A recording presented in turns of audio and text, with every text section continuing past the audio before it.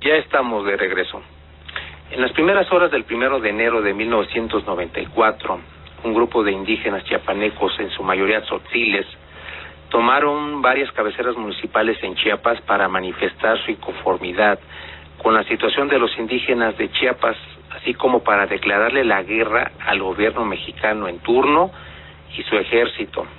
Más tarde, ese grupo armado será identificado como el Ejército Zapatista de Liberación Nacional, que desde entonces se ha inconformado por la precaria situación en la que viven nuestros pueblos originarios y en especial de los pueblos chiapanecos. Aunque han logrado algunas conquistas, en el fondo la situación sigue siendo la misma. Los grupos indígenas mexicanos siguen siendo un sector vulnerable en todo el país.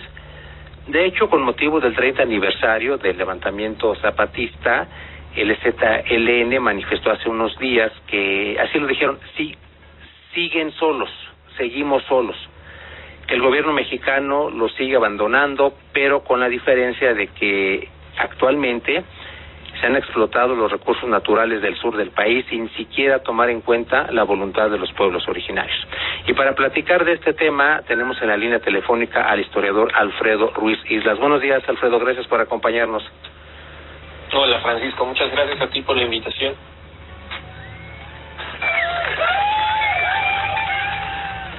Vamos a arrancar, Alfredo, platícanos por favor, ¿cómo se explica un levantamiento indígena armado en un México moderno, vanguardista, prácticamente en las puertas del primer mundo? Creo que hay siempre que pensamos en el movimiento que hay en Chiapas en la década del 90, tenemos que darle como una dimensión más profunda, ¿no? O sea, cierto es que el alzamiento zapatista ocurre en este momento de coyuntura con la entrada en vigor del Tratado de Libre Comercio de América del Norte, que es siempre como el telón de fondo que se le pone, ¿no? O sea, es como esta respuesta o este reclamo o este alzar la voz de ese México olvidado frente a este México que, como acabas de decir, justamente está entrando en la modernidad o está buscando introducirse en esa modernidad poscapitalista, postindustrial, etcétera, ¿no? De mercados abiertos, de libre flujo de capitales, etcétera, ¿no? Pero algo que no podemos olvidar es que ese movimiento se está fraguando en la selva desde la década de 1970.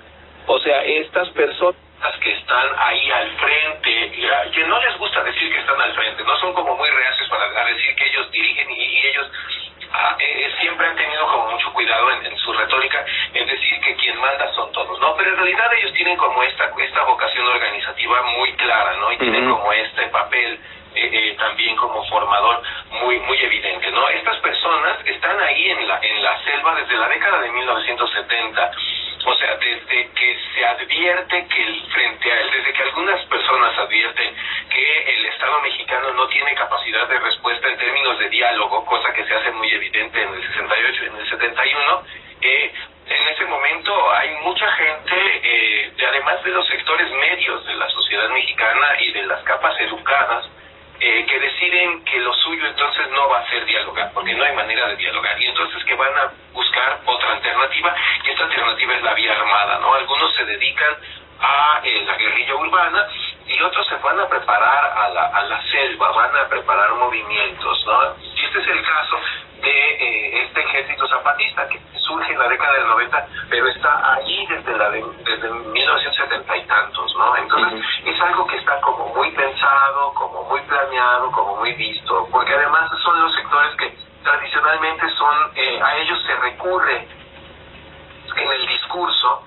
se les utiliza muchísimo en el discurso, pero en la realidad siguen siendo los que están más olvidados, ¿no? En la realidad son quienes no tienen ninguna opción de salir adelante, quienes dependen mucho de ayudas oficiales. En el caso de Chiapas, además, hay que considerar que desde la década de 1970 el gobierno, y es algo que sigue hasta la fecha, apela a la polarización de los propios grupos indígenas, ¿no? Entonces, en aquella época lo que se había hecho era constituir a un grupo de indígenas de una etnia X como lacandones, o sea, los lacandones que conocemos hoy son los lacandones inmediatos los lacandones fueron exterminados en el siglo XIX.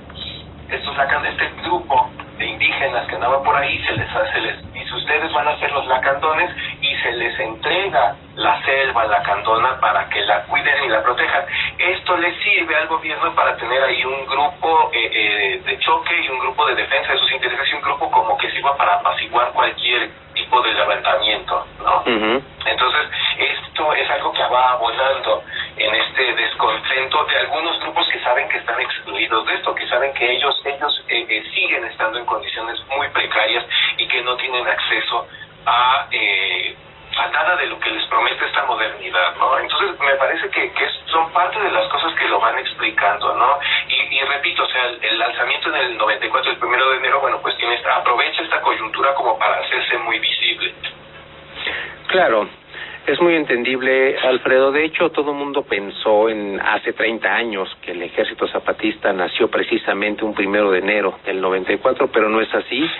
Estos antecedentes que nos refieres desde los años 70 son como que, digamos, la causa que finalmente motivó el levantamiento armado del 94, y fue muy contradictorio. Yo recuerdo hace 30 años de cómo todo el mundo platicaba de la situación, de por qué si estamos ingresando al TLC y estamos ya en el primer mundo, somos América del Norte, etcétera, etcétera. ¿Por qué los indios de Chiapas vienen a decir lo contrario? Destaparon una realidad de México que tiene antecedentes desde siglos atrás y que actualmente la situación sigue siendo la misma. Este fue el parteaguas del EZLN y lo sigue haciendo, y como comentaba yo en la introducción, hubo diálogo después del levantamiento, hubo diálogo, estuvo el Ejército Zapatista con la COCOPA, con las diversas declaraciones de la selva lacandona, el EZLN pues fijó su postura frente al gobierno mexicano y frente a los mexicanos. Yo recuerdo que en las diversas declaraciones de la selva lacandona, el EZLN siempre pedía el apoyo de los mexicanos, que nosotros fuéramos conscientes de la situación que vive el país y que desconociéramos también nosotros al gobierno mexicano y crear, no sé, no fue el caso, pero en su momento se pensó en todo un movimiento revolucionario, o sea, de que todos los mexicanos fuéramos conscientes del mal gobierno que teníamos y echarlo abajo, encabezada esta rebelión por el EZLN. Pero bueno, no pasó de ahí. Marcos dijo en su momento que su movimiento pues no era propiamente revolucionario, que simplemente buscaba la reivindicación de los indios de Chiapas, pero nada más. Te paso a Diego para que te haga una pregunta, Alfredo. ¿Qué tal, Alfredo? Buenos días. Gracias. Hola, Diego. Si me lo permites, te voy a hacer una pregunta. ¿Cuáles son las principales conquistas del movimiento zapatista a 30 años del inicio de la revolución en Chiapas? Es una cosa muy compleja porque, o sea, si bien es cierto que sí se ha avanzado en muchas cosas, hay por lo menos una inserción dentro del título primero de la Constitución, hay una inserción de una serie de principios, ¿no? El reconocimiento de México como una nación pluricultural, y además hay una, ¿cómo decirlo? Como una declaración oficial de que todas las lenguas que hablan las comunidades indígenas son oficiales en México. O sea, se sabía que México no tenía un idioma oficial, no se decía el español es el idioma oficial, pero sí tenía como esta preponderancia, ¿no? Lo que se hace es darles a las demás lenguas, a todas las lenguas, y además reconocerlas como lenguas, porque todavía a estas alturas del partido hay mucha gente que se refiere a ellas como dialectos, o sea, gente que no entiende la diferencia entre lengua y dialecto, ¿no? Pero bueno, las lenguas indígenas se les reconoce como lenguas oficiales del Estado mexicano, ¿no? Lo que implica que empiece a haber esfuerzos de distintas instancias del gobierno como para acercar a las comunidades al país. Parecería como una cosa paradójica, parecería como una cosa extraña, porque si uno, bueno, pues están aquí y están allá adentro, sí, pero estaban lejos, ¿no?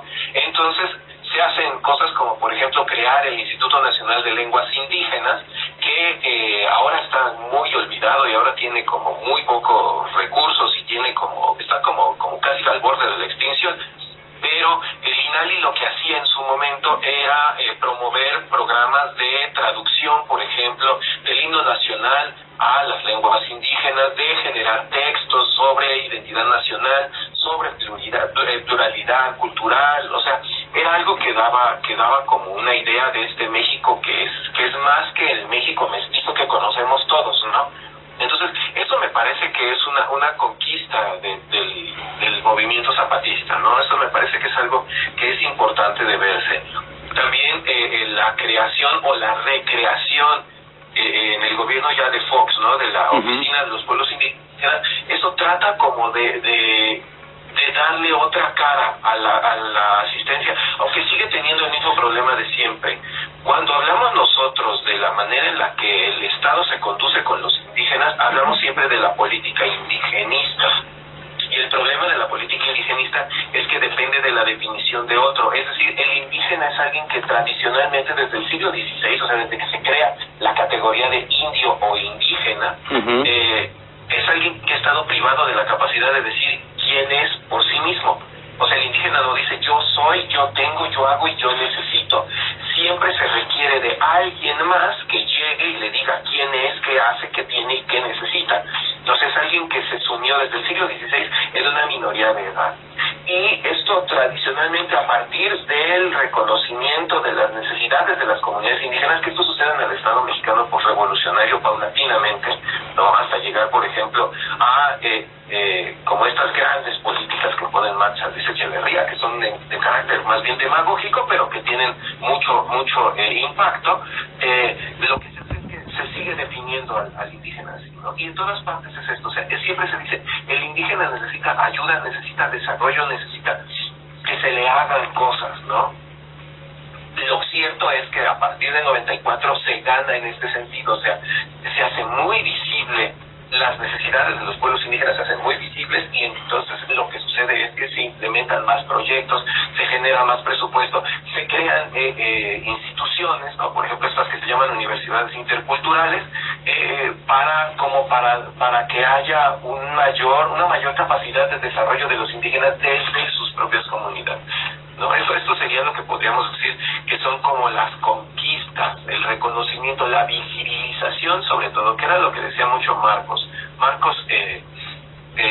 si algo reiteraba mucho, era en esto de que se necesitaba visibilizar a los indígenas, necesitábamos verlos, saber quiénes eran. O sea, no era solo la señora que vendía trapitos en la esquina de la calle, o la señora estas a las que respectivamente se les llama Marías.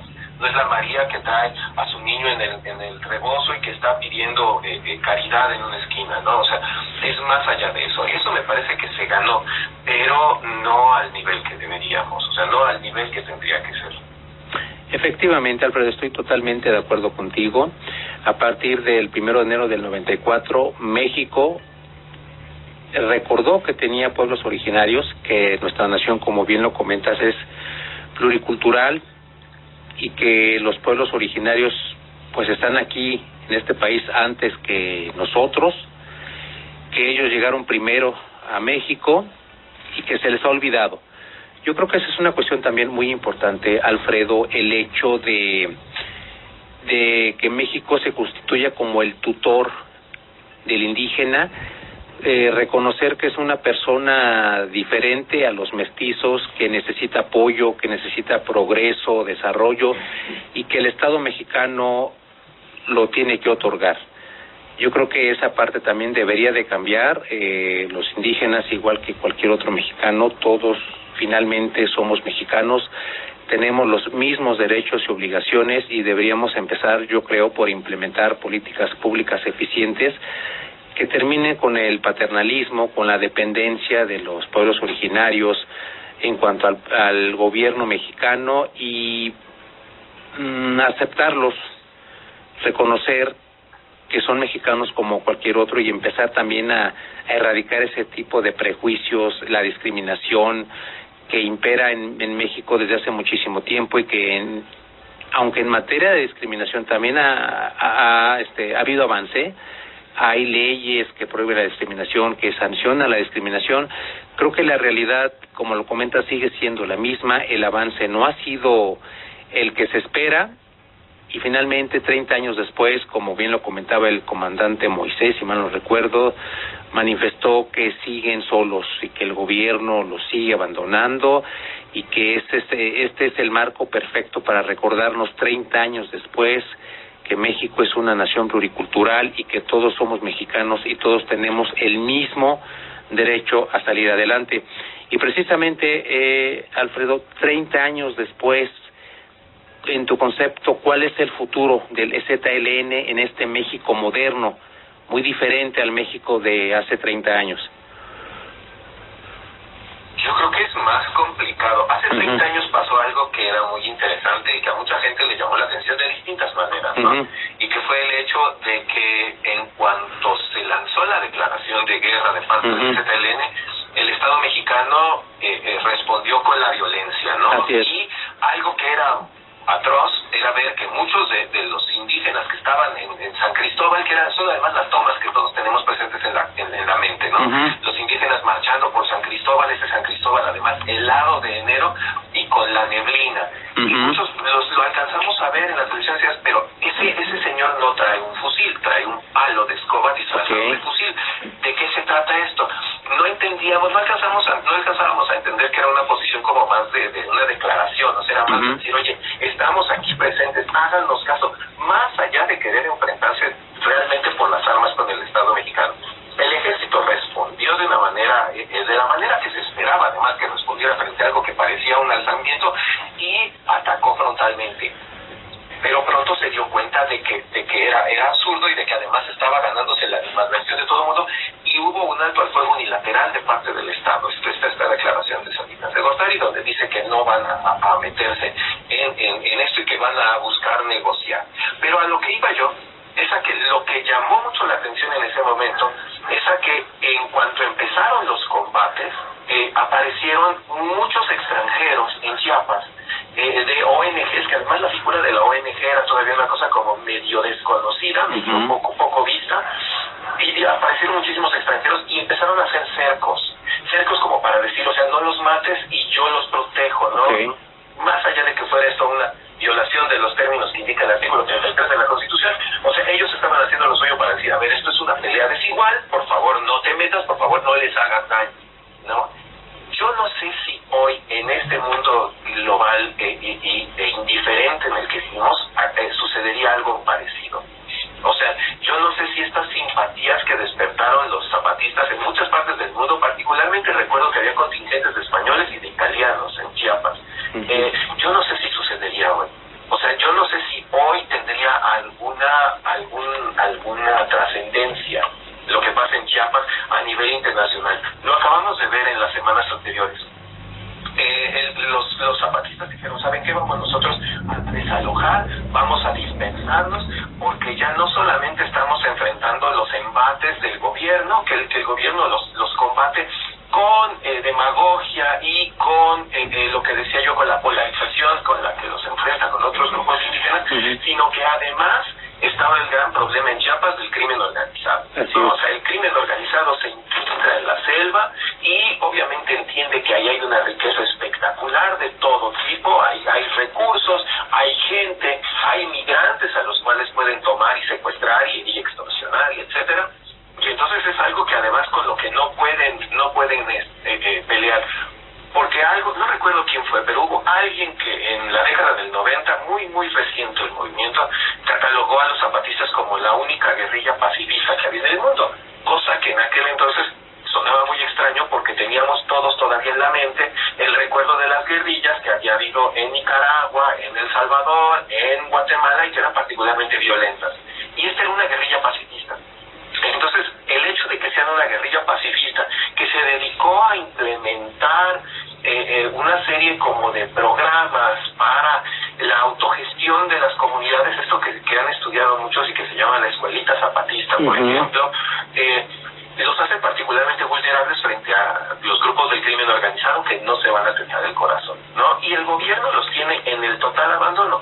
Este gobierno, particularmente el gobierno actual que hay en México, ha disminuido en no sé qué tanto por ciento, pero me parece que es en alrededor del 75% los recursos destinados a cualquier programa que tenga que ver con indígenas.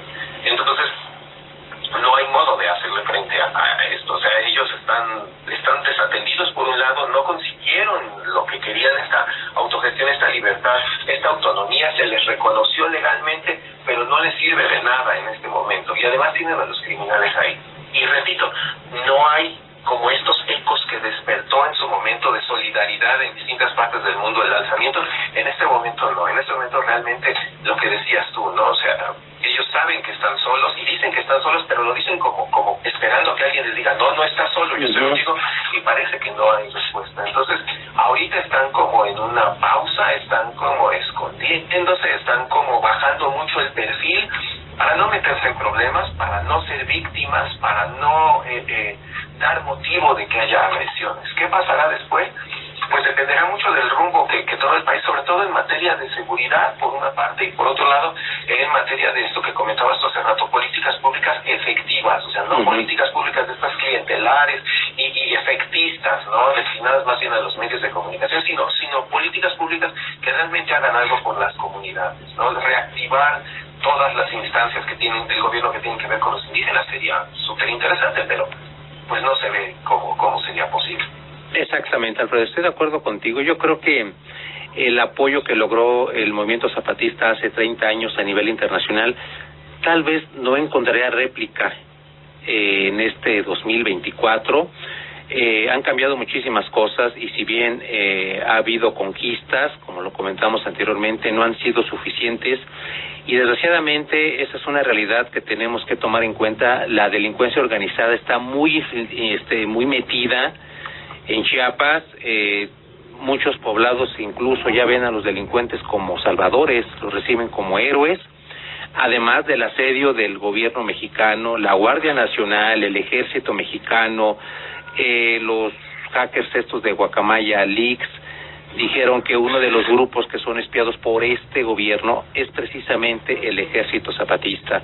Aquí hemos entrevistado a personajes relacionados con el movimiento y nos han dicho es que aquí en Chiapas el señor de la tienda, la señora que vende las franelas, el de las tortillas, pueden ser espías del gobierno y particularmente a los zapatistas nos siguen hostigando, nos siguen espiando, no nos apoyan y bien lo comentabas también, únicamente servimos para darle contenido a un discurso y nos vuelven a olvidar, sin embargo nos siguen espiando. Entonces, la situación, Alfredo, en concreto, 30 años después, sigue siendo complicada.